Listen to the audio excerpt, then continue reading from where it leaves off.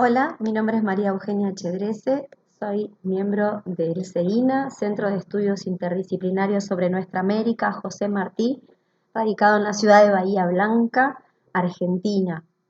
En esta oportunidad voy a participar del coloquio internacional José Martí, un hombre de todos los tiempos, en el eje temático La lucha ideológica en torno a José Martí, con un trabajo que titulé como la participación de los exiliados cubanos en Nueva York en el marco de la lucha ideológica por la independencia de Cuba, el caso de la doctrina de Martí. La estadía de José Martí en la ciudad de Nueva York fue definitoria en la organización de la lucha armada por la independencia de Cuba.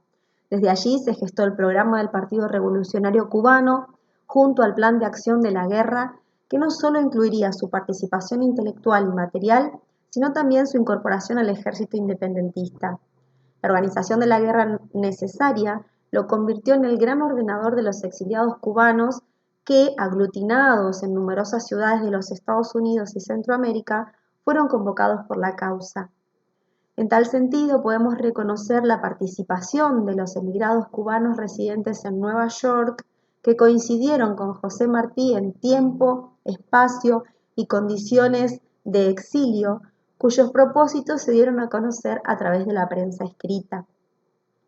Dicho colectivo representó la difusión y el sostenimiento de los ideales martianos en el marco de la guerra, manifestándolas en las publicaciones periódicas tales como Patria y posteriormente la doctrina de Martí.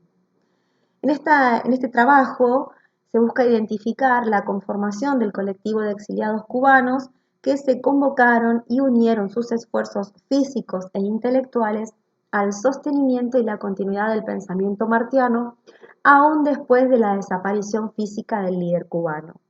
Específicamente se abordará la publicación periódica La Doctrina de Martí como bastión de resistencia de la diáspora cubana en Nueva York.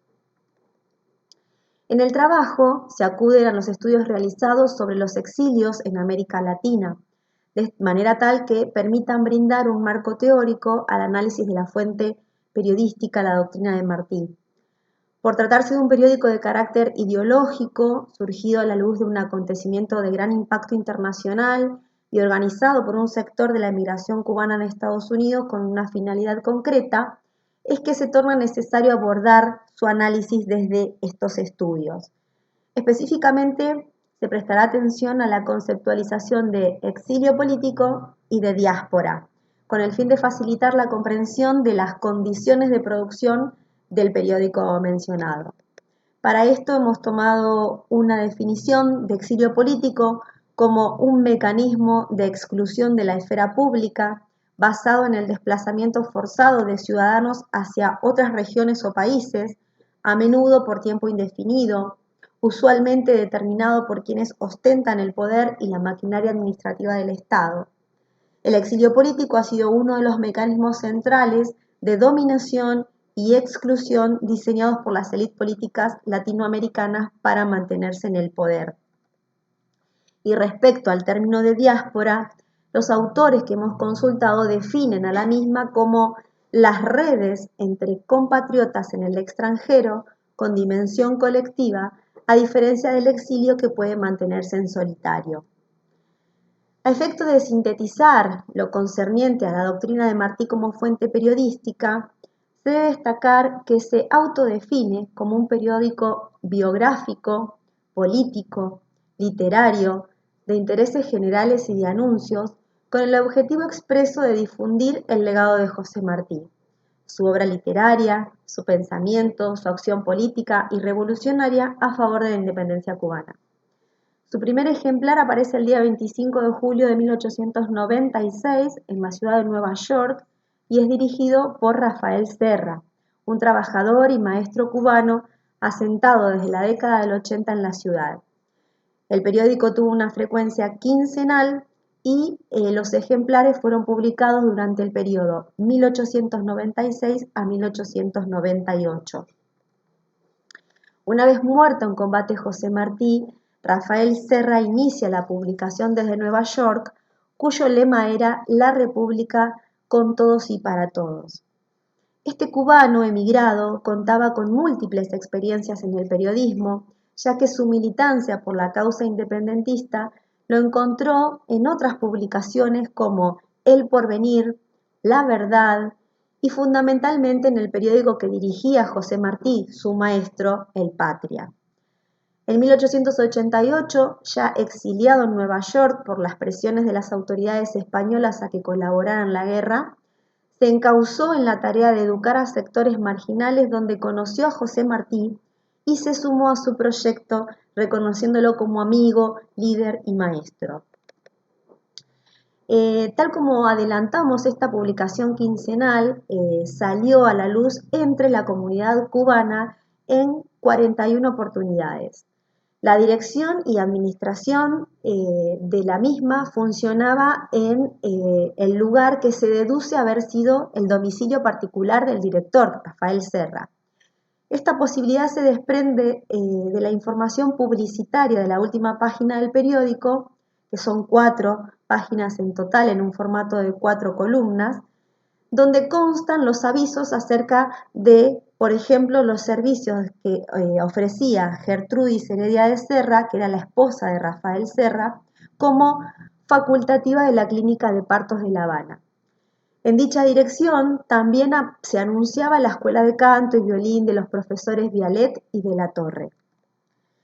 A la luz de recomponer a la comunidad diaspórica, se sugiere una mirada atenta en este apartado de los avisos, pues en él se concentran aquellos residentes que aportaban al sostenimiento del periódico con múltiples propósitos. El sostenimiento de la causa independentista cubana, de sentido patriótico, la cohesión identitaria del grupo, un sentido de pertenencia nacional en el exilio, la difusión del pensamiento martiano, un sentido ideológico y político, y la publicación de sus acciones y profesiones, el sentido de supervivencia económica. Así, por ejemplo, se pueden mencionar los siguientes avisos a modo de ejemplo. Cuban Tailor Victor Martin, Pressing Cleaning and Repairing, Neatrit Down at Moderate Price. Bueno, es sastre cubano. Se ofrece a la colonia y al público en general, precios módicos al contado. Este tipo de ofrecimiento, que es simbiótico a nivel idiomático, se refleja la estructura triádica, pues la expresión se ofrece a la colonia y al público en general es una muestra de la relación entre los residentes emigrados, la colonia y el país anfitrión, público en general. Otros ejemplos similares aparecen como el restaurante cubano-americano de Pedro Tangui, comidas admirablemente condimentadas al estilo criollo, comidas a domicilio a los estilos cubanos y americanos. Otro puede ser Troncoso House, casa de huéspedes, los más bajos precios en la ciudad. Bueno, estos anuncios demuestran la interacción que se generaba en el exilio entre dos culturas que no compartían el idioma, por lo tanto imperaba la necesidad de aprender la lengua de la cultura anfitriona. Un ejemplo es el maestro de inglés, Lucas Peñalver, ¿sí? Columbia Botica Pharmacy, se habla español, ¿no? El anuncio de que se hablaba en español en ciertos espacios que eran de vital importancia para la comunidad. Por otro lado, se demuestra el asentamiento de lo propio, de lo cubano, como elemento conservador de las tradiciones, ya sea en la posibilidad de ofrecer clases de canto y piano o comidas cubanas, elementos de aseo personal, etc. Con un sentido similar, son frecuentes los anuncios sobre las reuniones de logia, la logia San Manuel, donde se celebraban las juntas regulares, ¿sí? La otra logia es la Unidad de Manchester, que trabaja en el idioma español en este distrito, Juan Bonilla, o Logia Sol de Cuba, y las sociedades de socorros mutuos. Otro segmento del periódico doctrinario que posibilita comprender los modos en que se construye y se expresa esta comunidad es el que publica las cartas de los lectores suscriptores. La modalidad de suscripción, presente en la prensa finisecular, es medular para el conocimiento de la recepción de los ejemplares. Este conocimiento permite establecer un acercamiento cuantitativo y cualitativo del público lector y de la conformación del campo de recepción de dicha comunicación. A lo largo de sus columnas, los periódicos suelen incluir el listado de los suscriptores, así como en este caso también aparece la nómina de personas que han donado dinero para garantizar la publicación. En los primeros números de la doctrina de Martí aparece un mensaje que explica las condiciones de la suscripción, los valores y los propósitos de la misma. Lo que concierne específicamente a la correspondencia publicada por los lectores suscriptores, son numerosos los casos en cada ejemplar. Allí mismo se manifiestan las voces de la comunidad que interactúa a través del periódico, dando a conocer las diversas opiniones surgidas a la luz de las notas publicadas. Es común encontrar entre ellas las felicitaciones expresadas a la labor de la doctrina de Martí en la causa independentista, algunas veces agrupadas en secciones permanentes, como por ejemplo en la sección que se titula Lo que dicen los amigos.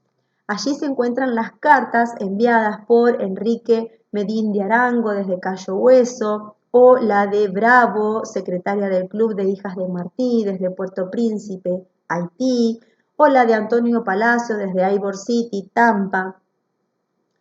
Teniendo en cuenta estos aspectos, es posible conocer la manera en que circulaba la información en la comunidad diaspórica cubana. Más allá de que la finalidad del periódico se manifestaba en sostener los ideales de José Martí, de quienes argumentaban ser los herederos ideológicos, se observan de manera subsidiaria las diferentes redes y propuestas que forman parte de la vida cotidiana en el exilio. Si bien predominan en la doctrina de Martí los artículos escritos por su director, Rafael Serra, existen otras participaciones importantes como las de Sotero Figueroa, Gonzalo Marín, Emiliana Bravo, entre otros integrantes de la comunidad. El 26 de agosto de 1896 se publicó un extenso artículo editorial de primera plana que se titula Hay que pensar. En este se expresaban numerosas y muy ricas ideas acerca del egoísmo, la dominación de los españoles en Cuba, de la necesidad de cambiar y hasta de revolucionar el sistema, etc. Entre otras cuestiones, la narración interpelaba a la diáspora reflexionando sobre las posibilidades que en ella existían respecto a concretar el ansiado objetivo de la libertad cubana. Dice un fragmento publicado en La Doctrina de Martí el 22 de agosto de 1896 que demuestra esta percepción de la condición desde el exilio. Dice, la emigración cubana, libre de las ataduras del despotismo colonial, ha podido por esta favorable circunstancia y de acuerdo con la voluntad de nuestros compatriotas comprimidos en la isla, hacerse depositaria indiscutible de la genuina aspiración cubana. La emigración activa, incansable en sus labores de redimir a la patria, no ha perdido ocasión para demostrar su sentimiento hostil contra el opresor de la colonia esclavizada. Como conclusiones, en este trabajo se intentó conocer a la comunidad de exiliados cubanos que estuvieron al frente de la publicación periodística La Doctrina de Martí en Nueva York.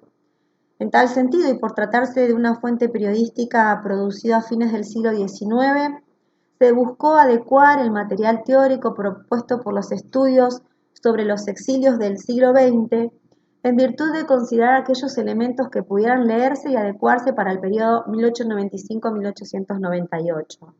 Este ejercicio resultó valioso y adecuado y otorgó la posibilidad de recomponer no solo los fines y las propuestas de la comunicación aspirada por los emigrados cubanos en Nueva York, sino que también se visualizaron las interacciones que establecieron como grupo de compatriotas en el extranjero, la diáspora.